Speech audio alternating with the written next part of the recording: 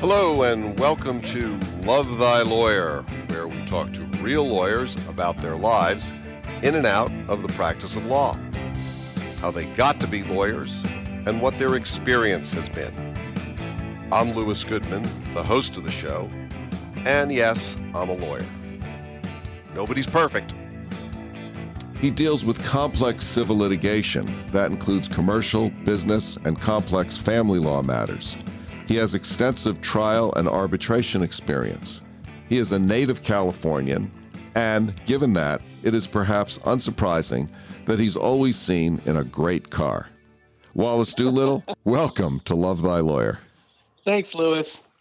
How are you doing today? I'm doing well. I'm really happy to have you on. We've known each other for a while. I've always admired your work, and I've always admired your cars. Oh, thanks so much. Yeah, Where's your feeling down these days? Where's your office located right now?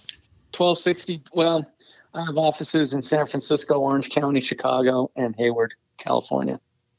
But the main office with all of our operations and pretty much all our files is in Hayward, California. And what type of practice do you have? You know, I used to say it's just about anything else that nobody else would touch because it's, usually a Byzantine, difficult, convoluted. Maybe another lawyer has already kind of driven it into a ditch type of case. Usually I would describe it just generally as complex litigation, and that could include family law. Do a lot of complex family law cases. About 30% of our practice is family law.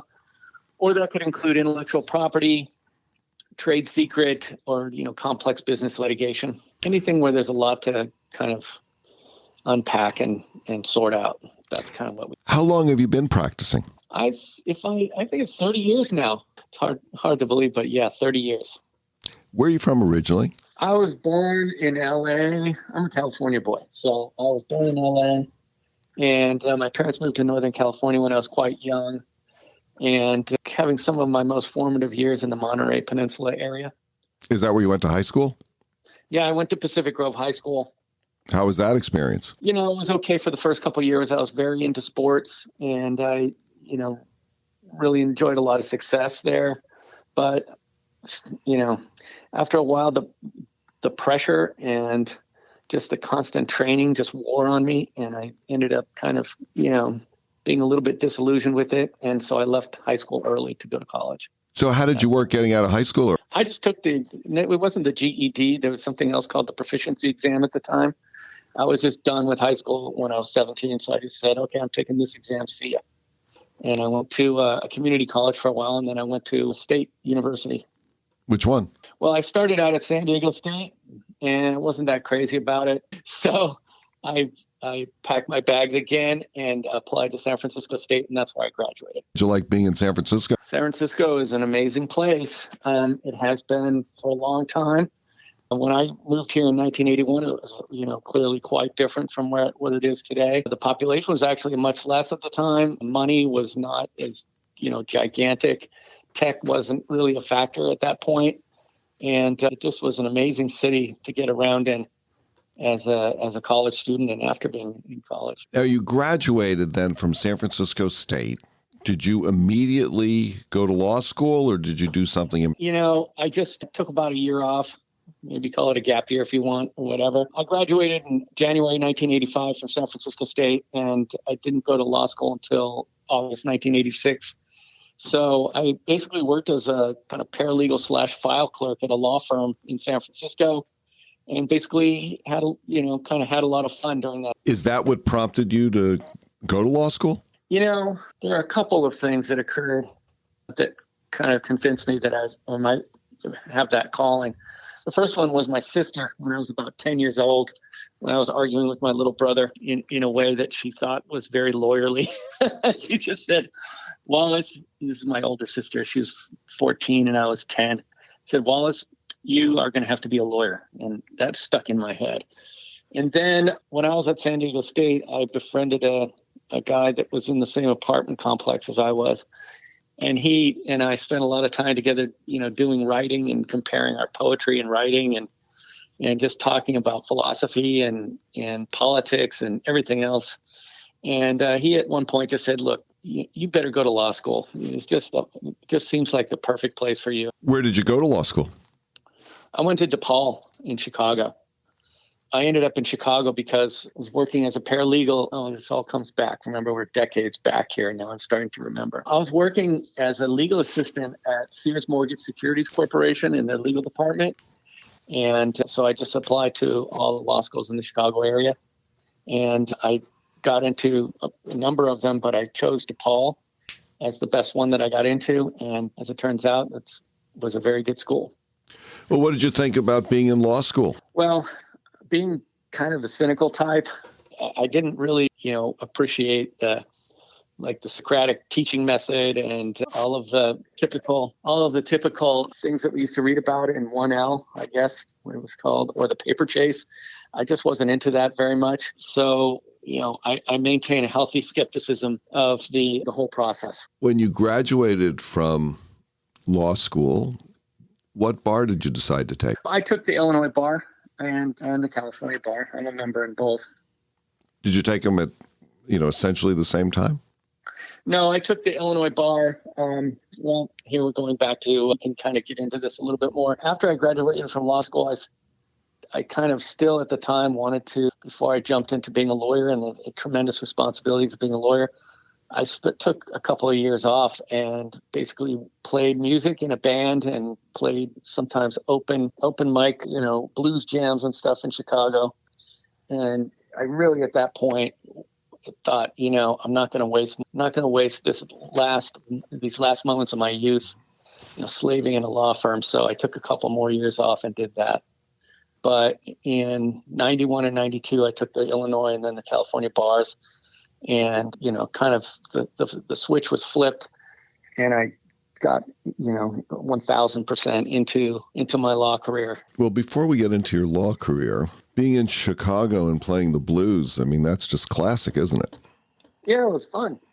It's really fun. There's lots of places where you can they have an open stage. And I had another friend there who was a guitar player and we would, grab our guitars and go down there and one at a time we'd go up and the band would play, a typical like blues progression, and we would play our blues solos. It was fun. It was a lot of fun. So at some point you decided, okay, I'm going to take the bar exams and I'm going to start practicing law. So what was your first legal job? Well, I did work before I passed the bar in California. I did work as a legal assistant at Richard Idell Law Corporation. And I had worked for Richard before. I'd known him since 1983. I'd worked as a file clerk and kind of a gopher when I was in college in his firm and for other firms that shared space with him at 611 Front Street, up above what was at that time the MacArthur Park restaurant. And so I knew Richard. And when I came back from Chicago, Richard hired me immediately as a legal assistant. I passed the bar and he hired me as an associate. And I worked for him for several years. And then I went out on my own. So I worked for Richard Idell, and he, became a mentor of mine and taught me a tremendous amount about litigation, trials, trial techniques. What do you really like about practicing law? You've been doing it for quite a while now. I kind of had to think about that before coming on this podcast because there's a lot to be said about it. I've done every kind of work that you could possibly imagine. I always say to myself whenever I'm having a bad day in this business that it beats digging ditches. Well, I literally dug ditches. Okay. I worked in construction. I worked doing, manual labor. I worked in the late shift, washing dishes at the DoubleTree when I was 17.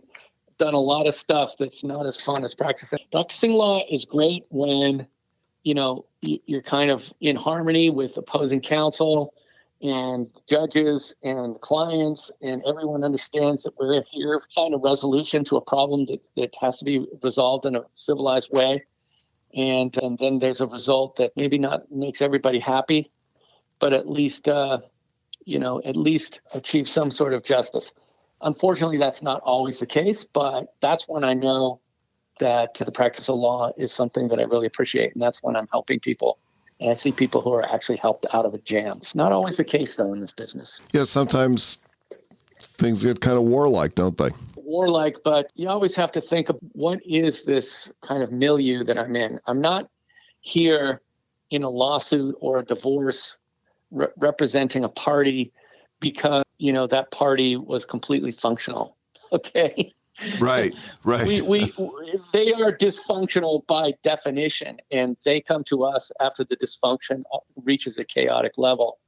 And therefore, we get a very bad sample of a segment of the society when we represent people in litigation. So it tends to make us somewhat jaundiced, but people do really need help. The problem with the practice is, your average person in the United States cannot really afford proper representation. And so a lot of litigation that goes on is really just litigation among people who have the money to afford lawyers. And if you don't have the money to afford lawyers, sometimes you're lost. And it's a very tough system for your average person. Would you recommend the law to a young person just thinking about, who's coming out of college and thinking about a career? Kind of reflect on that with people that I know and my ex-wives and partners, and talking about where do I want my child to end up. And, I'm kind of, on the fence about that. I don't want my kids to have to go through the incredibly difficult work and kind of desperate times trying to find, my place in the economy. Ultimately ended up being a lawyer, but, at the same time, that maybe it was character building. Maybe it would be character building for them. It's an extremely stressful job where oftentimes a lawyer, and I've heard this from a lot of people, and I've experienced it firsthand, you don't sleep well. And you're in the middle of a jury trial where there's a lot at stake, maybe millions of dollars at stake, or in the criminal defense context, which I don't do, but criminal defense context could be looking at a lot of time. Or a divorce where somebody might be ending up losing, a significant amount of very quality time with their children because their partner or ex-partner or ex-wife is planning to move away to a place that's very remote. When you have to deal with these heavy duty things, sometimes you don't sleep at night and the stress can really get to you. And so that side of it is very difficult. On the other hand, I think that, some people look at lawyers as kind of, akin to, like a chimney sweep or something. They're just cleaning up their messes. But I think that there's still a lot of kind of societal recognition of what it takes to be a lawyer. And there's a certain amount of, I wouldn't want to say prestige, but kind of, reputation that precedes you as a lawyer that is, I think, very positive. So there are many different sides to that question. I'm not quite sure exactly whether I would recommend it or not. And I think if I did, I would do it with plenty of caveats. How is actually practicing met or differed from your expectations? I just thought to myself, I know this is, I always try to tell people only partly in jest that I don't really have any other skills. So it was pretty much inevitable that I was going to go into this profession. And, therefore my expectation level wasn't really there. You kind of touched on this a little earlier, but what about the business of practicing law? What about the way that aspect of the practice has gone for you? Yeah, so that can actually be difficult. I don't find it difficult now, but it took me a long time to really learn how to do it most efficiently within my skill set, within the structure of, kind of where my sweet spot is. It's difficult sometimes when you have a practice that's as active as mine, but I think I've leveraged it properly with the right software and the right systems that suit my capabilities. Yeah, I think there's a lot to the business of practicing law. I think that, at least for myself, it's been an evolving situation. I can't say that I do everything the way I always did it. I'm sure that I will change the things that I do now as we move into the future. And as you say, there's just been this enormous change in technology since you and I began practicing. And I think that any firm that doesn't evolve with some of that technology is going to be left behind. Yeah, email did not exist when you and I started practicing. Right. The fax machine was the main way that we tried to leverage technology, which seems kind of ridiculous now. What do you think's the best advice you've ever received? Oh, gosh, I never really listened to advice very well. So I looked at that question too. And, I think that when Richard and I were practicing together in the kind of mid 90s, and I was going to court with him a lot, and he got me in to try my first case in 94, and I took off from there. Basically everything he told me in those days, and I can't think of one piece of advice that really, those experiences are invaluable. If you don't work with someone closely who has 15, 20, 25, 30 years of experience in this business, and I think you're missing out. There's just so many little details along the way that you can only learn side by side with somebody with that kind of experience. And I think that I probably got 100,000 pieces of advice from Richard, and that ended up being tremendously beneficial to my career. What advice would you give to a young lawyer just starting out? Well, work hard. Don't worry too much about, where you are right now. Learn all of your skills, learn all of your tools. Find somebody who has been doing this for a while and watch what they do and do what they do. If they're successful, you're going to learn from them, and you're going to end up going somewhere yourself. I think that's good advice. Do you think that the legal system's fair? Absolutely not. I think it's terribly unfair. I think that it's very money driven. I think that there are people with, the ability to hire lawyers who really can just squash other people. And I think that some people are suffering some true injustices in our legal system at the criminal level. I think it's a travesty and I don't want to get into the whole politics of, incarceration and, people get pulled in on warrants and they get stuck in an endless carousel of the system. I don't want to get into the political side of that, but that's a terribly unfair aspect. I think in civil litigation, only big money players can play, and it's kind of a game of elites. I do see judges who make a huge effort to, try to ensure fairness in their courtrooms.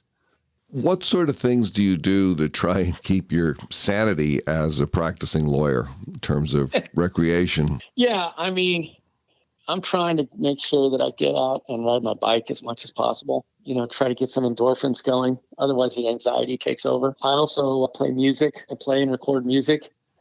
And I'm sitting right now talking to you from my recording studio here in my house. My wife is an extremely talented singer. And so we're working on several recordings right now, and that's really gets you completely out of the headspace of being a lawyer. Have you had any travel experience? Yeah, I've been to 26 countries. That's one of the things that I would say that being a lawyer has allowed me to do is the freedom to, and, the ability to afford that kind of travel. And so I've been to a lot of places. I can't say I've been all over the world, but I've been everywhere that I could think of that I wanted to go in the Northern Hemisphere. Now I have to start working on the Southern Hemisphere. Let's say you came into some real money, a few $1 billion. What, if anything, would you change in the way you live your life? Oh, my God, $5 billion. That's funny. Well, first of all, I don't think you need anything after the first 100 million, probably. So I don't know. I'd have to check in with my wife before I decided this. But if I had $5 billion, I probably would give at least $4.5 billion away. The rest of the money I would spend on a couple of nice places near the water, and maybe a very nice fishing boat, and a couple of houses, both with recording studios in them. And then I would travel and come back there and record my music and ride my bike and go fishing, and that's about it. Let's say you had 60-second Super Bowl commercial. What do you think you would want to say to the world? It would definitely be a public service announcement for vaccine. This has been an extremely difficult year and a half for me and my family and for everyone else that I can think of. And every time I turn around, I meet somebody who has just been terribly impacted by the pandemic. I have a child who's going into 5th grade. She's basically been, she's had 2 play dates in a year and a half, where she actually was in person with her friends. And so I can't get unstuck from the pandemic.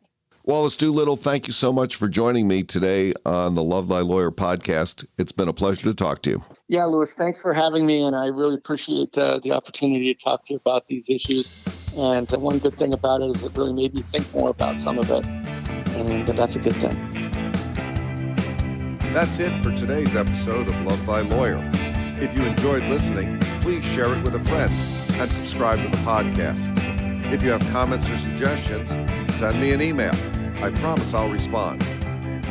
Take a look at our website at lovethlawyer.com, where you can find all of our episodes, transcripts, photographs, and information. Thanks as always to my guests who share their wisdom, and to Joel Katz for music, Brian Matheson for technical support, and Tracy Harvey. I'm Louis Goodman.